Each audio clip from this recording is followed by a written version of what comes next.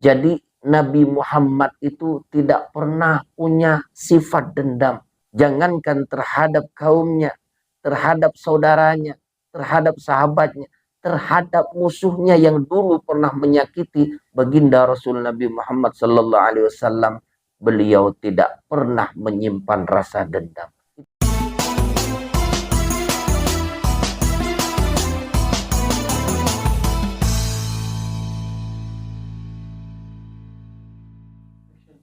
Assalamualaikum warahmatullahi wabarakatuh. Bismillahirrahmanirrahim. Alhamdulillahilladzi arsala rasulahu bil huda wa dinil haq liyudhhirahu 'alad dini kullihi walau karihal musyrikun. Amma ba'du.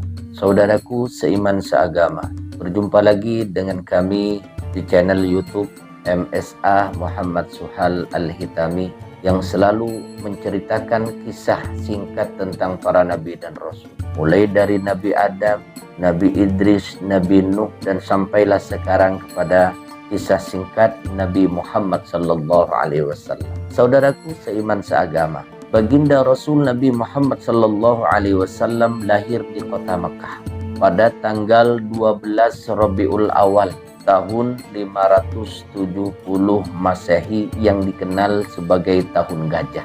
Tahun ketika pasukan bergajah pemimpin Abrahah menyerang Ka'bah, namun dihancurkan oleh Allah Subhanahu wa taala melalui pasukannya yang bernama burung ababil.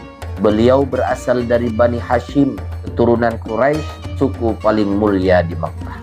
Ayahnya yang bernama Abdullah wafat sebelum beliau lahir, dan ibunya yang bernama Aminah wafat saat beliau masih kecil.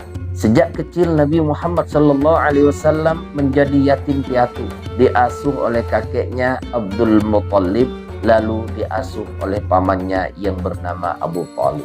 Di masa kecil baginda Rasul Nabi Muhammad SAW tumbuh sebagai anak yang terkenal dengan kejujurannya dan amanah, dapat dipercaya. Masyarakat Makkah bahkan memberinya gelar Al-Amin, yang terpercaya.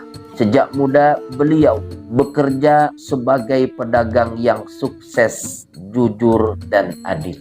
Kemudian pada usia 25 tahun Nabi Muhammad sallallahu alaihi wasallam menikah dengan Khadijah binti Khuwailid, seorang wanita bangsawan dan saudagar kaya. Dari pernikahan ini lahirlah anak-anak termasuk Fatimah Az-Zahra yang kelak menikah dengan Ali bin Abi Thalib.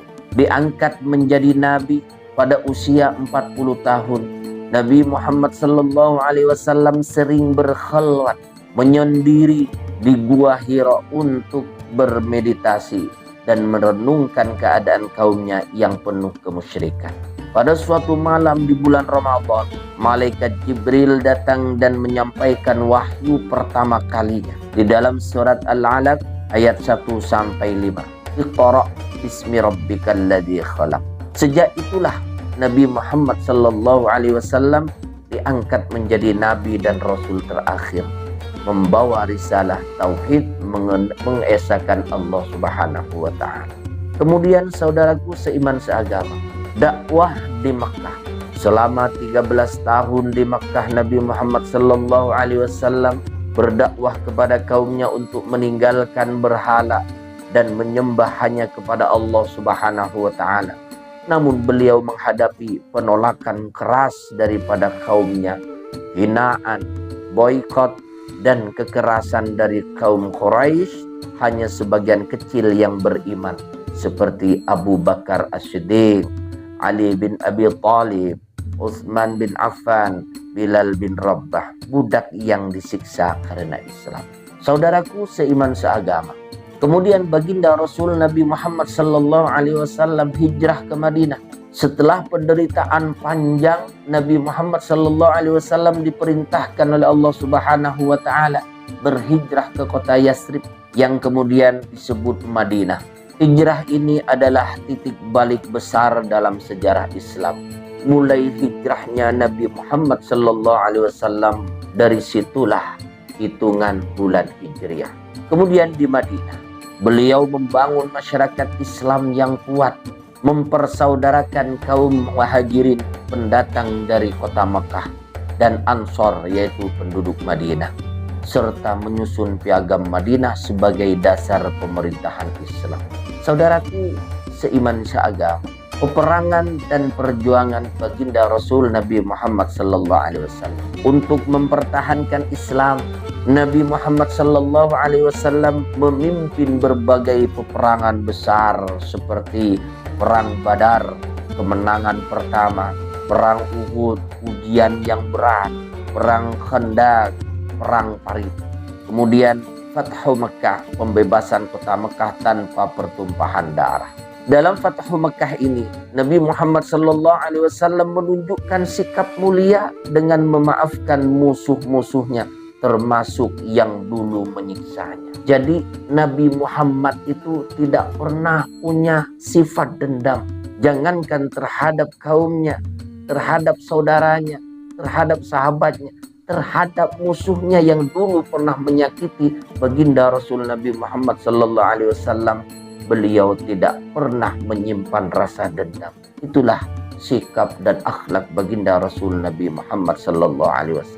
Pada tahun ke-10 Hijriah, Nabi Muhammad SAW menunaikan haji terakhir dan menyampaikan khutbah wada, khutbah perpisahan, di mana beliau menegaskan kesetaraan manusia, hak-hak perempuan, larangan riba, dan penyempurnaan agama. Allah Subhanahu wa taala berfirman, "Al-yawma akmaltu lakum dinakum wa atmamtu 'alaikum ni'mati wa raditu lakumul Islam madina." Yang artinya pada hari ini telah aku sempurnakan untuk kalian agama kalian dan telah aku cukupkan nikmatku kepada kalian dan aku ridho Islam sebagai agama kalian. Saudaraku seiman seagama, pelajaran besar dari kisah Nabi Muhammad SAW. Yang pertama, kesabaran dalam menghadapi ujian. Nabi Muhammad SAW menghadapi hinaan, siksaan, boikot, beliau tetap tegar menghadapinya. Yang kedua, akhlak mulia. Beliau adalah teladan sempurna dalam kejujuran, sabaran, kasih sayang, dan pemaaf. Kemudian yang ketiga, penyempurna ajaran tauhid. Beliau mengajak manusia menyembah hanya kepada Allah dan meninggalkan syirik.